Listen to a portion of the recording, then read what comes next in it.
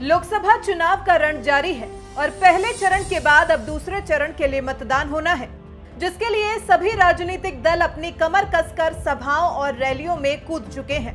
प्रधानमंत्री मोदी ने भी बीजेपी की जीत सुनिश्चित करने के लिए अपनी पूरी ताकत झोंक दी है। इसी सिलसिले को आगे बढ़ाते हुए पीएम मोदी यूपी पहुंचे, जो लोकसभा सीटों के लिहाज से सबसे बड़ा राज्य है और यहां लड़ने वाली पार्टियों के राजनीतिक मायने भी अलग हैं। यहां बीएसपी, एसपी और आरएलडी का गठबंधन है, तो वहीं कांग्रेस गठबंधन में शामिल न होने के बाद भी बीजेपी के खिलाफ मैदान में उतर रही है। अब एक मोदी के खिलाफ मैदान में उतरे सभी राजनीतिक दलों की मुरादाबाद में एक एक कर पीएम मोदी ने बखिया उधेड़ी। सबसे पहले तो हमेशा विपक्ष के निशाने पर रहने वाले पीएम मोदी ने खुद पर ही टिप्पणी की। पीएम मोदी के मुताबिक वो विपक्षियों की गाली खा खाकर गाली प्रूफ हो चुके हैं। अब किसी भी गाली का उन पर कोई असर नहीं पड़ता। जनसभा में पीएम मोदी ने कहा, मेरे लिए सम्मान की बात है कि मैं करोड़ों महिलाओं की गरिमा का चौकीदार बन पाया हूँ। मैंने कुंभ में जिन सफाई कर्मियों के पैर धुले, ये सब देखकर भी बहन जी के पेट में पीड़ा हुई। खैर, मोदी को तो छोड़िए, मुझे तो इनकी गालियां सुनने का 2 दशक का अनुभव है। अब मैं गाली प्रूफ हो गया हूँ। करोड़ों बहनों की गरिमा का चौकीदार बन पाया, तो ये मेरे लिए सम्मान की बात है। आपके लिए शर्म की बात हो सकती है, चौकीदार के लिए सम्मान की बात है। हां, मुझे दुख इस बात का है, जिन सफाई कर्मचारियों का समाजवादी पार्टी अपमान कर रही है, उसे लेकर भी बहन जी चुप है। और मैंने प्रयागराज में कुंभ के मेले में हमारी सफाई करने वाले भाई बहनों के पैर धोए, तो बहन जी के पेट में पीड़ा हुई। अरे खैर, मोदी को तो छोड़िए, मुझे तो इनकी गालियां सुनने का 2 दशक का अनुभव है। अब मैं गाली प्रूफ हो गया हूं। फिर पीएम मोदी ने अखिलेश के बंगला खाली करने को लेकर हुए बवाल पर भी तंज कसा। जब उन्होंने शाही बंगला खाली करने में आनाकानी तो की ही थी, साथ ही बंगले को तहस नहस करने का इल्जाम भी उनके ऊपर लगा था। उसी को आधार बनाकर पीएम मोदी ने अखिलेश को बबुआ कहकर संबोधित किया और कहा कि शौचालय की चौकीदारी का महत्व आप नहीं समझ पाएंगे। आपके पास विदेशी टाइलें, विदेशी टोटियां हैं, लेकिन उन करोड़ों भाई बहनों का क्या, जिन्हें आपने अंधेरे का इंतजार करने के लिए मजबूर रखा था। जैसे कांग्रेस वाले मुझे कहते हैं, ये मोदी तो शौचालय का सौदागर है। ये मोदी तो शौचालय का चौकीदार है। सपा के एक नेता ने कहा कि मोदी की बात शौचालय से शुरू होती है और शौचालय पर खत्म होती है। अरे बबुआ,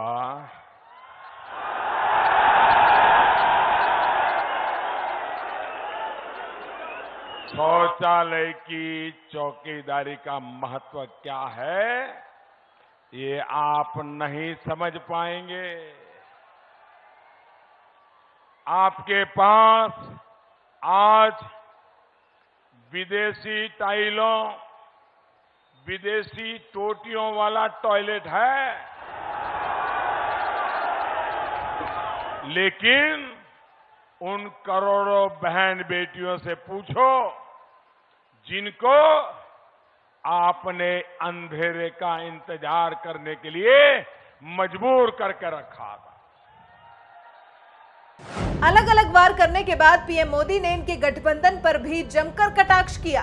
पीएम मोदी ने बीएसपी एसपी गठबंधन को नए नारे से जोड़ा। पीएम ने कहा, संकट अस्तित्व का था, इसलिए पहले की सारी गलतियां पीछे छूट गई और नया नारा बनाया, मेरा भी माफ तुम्हारा भी माफ, वरना हो जाएंगे दोनों साफ। लेकिन जनता इनको माफ नहीं करेगी।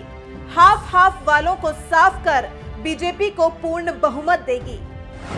असल में संकट अस्तित्व का था, इसलिए पहले की सारी गालियां पीछे छूट गई और नारा बन गया, मेरा भी माफ तुम्हारा भी माफ, वरना हो जाएंगे दोनों साथ।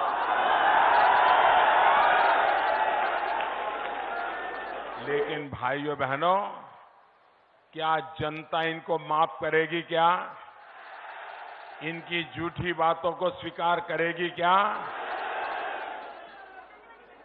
भाइयों बहनों, इन्होंने क्या किया है? हाफ हाफ किया, हाफ हाफ। आधा तुम्हारा आधा मेरा, ऐसा किया है ना।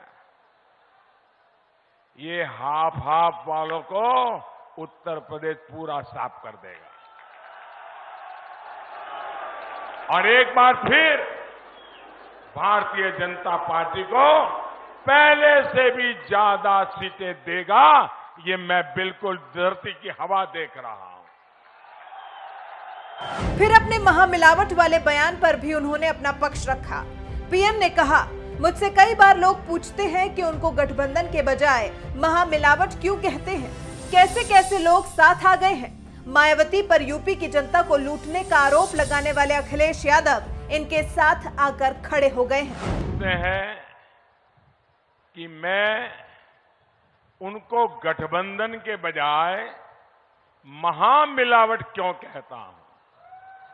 बताइए, महामिलावट है कि नहीं? मैं पूछता हूं कि इन्हें महामिलावट क्यों न कहूं। अब देखिए, ये कैसे कैसे लोग साथ आए हैं। ये किसने कहा था? ये जरा पुरानी बातें याद करिए। एक किसने कहा था कि बहन जी ने यूपी की जनता को इतना लूटा है कि उनकी मूर्तियों के पर्स टटोले गए तो शायद उसमें से भी पैसा निकलेगा। ये इन्होंने एक दूसरे को कहा था कि नहीं कहा था?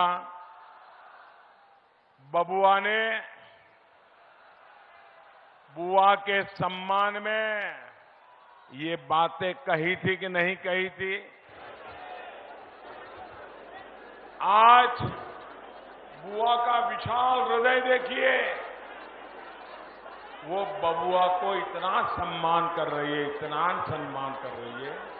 साथियों, बहन जी आज उस उम्मीदवार के लिए वोट मांगने में गर्व महसूस कर रही है जो बाबा साहब आंबेडकर को भूमाफिया कहता है और खुद यूनिवर्सिटी के नाम पर जमीन कब्जाता है।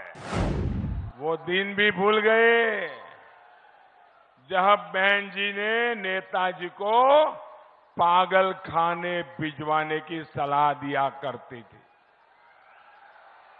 साथियों, राजनीति क्या क्या न कराएं, आज हाथी साइकिल पर सवार है और निशाने पर चौकीदार है।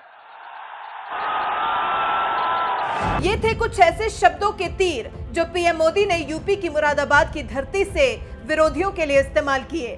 पीएम मोदी का महामिलावटियों के लिए रुख तो आक्रामक था, लेकिन इसका क्या फायदा होने वाला है, ये तो 23 मई को ही पता चलेगा, जब लोकसभा चुनाव के परिणाम घोषित किए जाएंगे।